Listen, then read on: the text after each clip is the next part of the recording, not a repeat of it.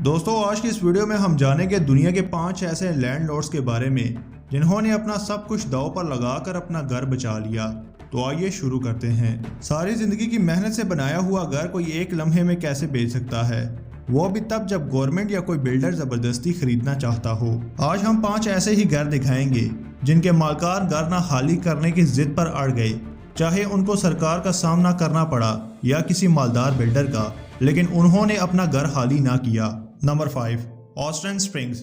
Washington DC में वाक़ बड़े बड़े अपार्टमेंट्स के बीच में दबा हुआ यह घर ऑस्टिन स्प्रिंग्स नामी शख्स का है। 1980 में जब इस जगह बिल्डिंग्स बनने का सिलसिला शुरू हुआ तो कई लैंडलॉर्ड्स ने अपनी जमीन या घर बिल्डर्स को बेच दिए, लेकिन ऑस्टिन स्प्रिंग ने बेचने से साफ इनकार कर दिया।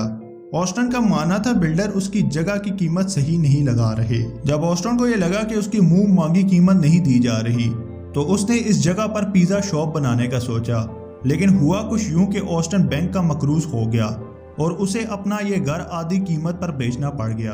ऑस्टिन ने ये घर एक बिल्डर को $7,50,000 में बेच दिया, जबकि वो $15 लाख की मांग कर रहा था। यंग। पहली बार देखने पर ऐसा लगता है कि शायद यहाँ जंजिला आया है, लेकिन इस 3 मंजिला इमारत के मालिक की यंग ने इसको बेचने से साफ इनकार कर दिया था। चाइना की बढ़ती हुई आबादी के पेश नज़र जिस जगह ये घर मौजूद है वहाँ चाइनीज गवर्नमेंट को एक हाई टेक इंडस्ट्रियल पार्क बनाना था। यंग के घर के पड़ोसियों ने तो गवर्नमेंट के आगे हार मान ली, लेकिन यंग चाइनीज गवर्नमेंट को कोर्ट ले गया।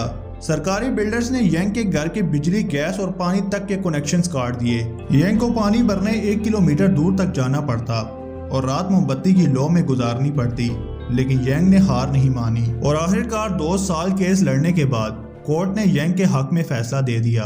Number 3, Masefield house.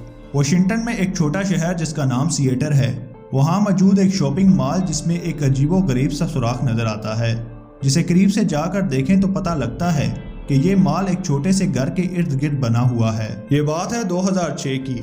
हुआ कुछ यूं था कि इस घर में एक 84 साल की खातून अकेली रहा करती थी जिसका नाम मेसफील्ड था। उस वक्त इस घर के इर्द गिर्द चंद घर बने हुआ करते थे और बाकी जगह खाली हुआ करती थी। जब ये जगह कमर्शियल हो गई तो बिल्डर्स ने यहाँ शॉपिंग मॉल बनाने का सोचा। उन्होंने बाकी तमाम घरों के मालकान को तो काबू कर लिया, लेकिन ये खातून यहाँ से हटने का नाम तक नहीं ले रही थी।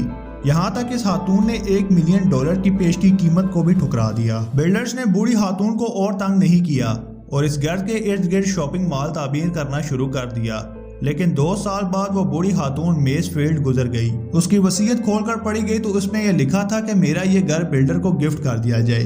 बिल्डर ने उस घर पर कब्जा नहीं किया और ना ही उसके घर पर कोई माल खड़ा किया, बल्कि आज भी वो घर बिल्डर मेंटेन करता है और ये मेसफील्ड हाउस इतना मशहूर हो चुका है कि लोग अब उसके साथ सेल्फीज लेने आते हैं। नंबर 2, लू बोजिन। एक बिल्डिंग का टूटा हुआ हिस्सा एक नए रोड के बीच में खड़ा गाड़ियों का रास्ता रोक रहा है। इस बिल्डिंग में कई फ्लैट्स हुआ करते थे और इनमें से एक फ्लैट में बूढ़े मियाँ बीवी रहा करते थे। जब गवर्नमेंट ने रोड बनाने का सोचा तो बाकी सारे लोग पैसे या मुतबादल जगह लेकर फ्लैट छोड़ गए, लेकिन लू बोजिन और उसकी बीवी सरकार की तरफ से दिए जाने वाले मुतबादल फ्लैट से मुतमईन ना हुए और उन्होंने अपना फ्लैट छोड़ने से इनकार कर दिया और टूटे हुए अपार्टमेंट्स में रहने का फैसला किया। मजबूरन सरकार को वो फ्लैट और उसके आसपास के कमरे छोड़ने पड़े और उसके इर्द गिर्द रोड बना दिया। अब बात करते हैं नंबर 1 की। जापान में नारिदा एयरपोर्ट के बीच में एक फार्म बना हुआ है। जब जापानीज गवर्नमेंट को इस जगह एयरपोर्ट तामीर करना था तो वहाँ मौजूद फार्मर्स ने अपनी जमीन सरकार को देने से साफ इनकार कर दिया। कई फार्मर्स आपस में मिल गए और काफी एहतजाज भी हुआ और कोर्ट में लंबे लंबे केस भी चले और आखिरकार फार्मर्स के हक में फैसला आया। मजबूरन सरकार को एयरपोर्ट का सिर्फ एक ही रनवे बनाने की इजाजत मिली। फार्मर्स आज भी वहाँ एयरपोर्ट के बीच में अपने घरों में रहते हैं। उनकी घर की खिड़की या फार्म में खड़ा होकर ऐसे लगता है कि जैसे हम रनवे पर खड़े हैं।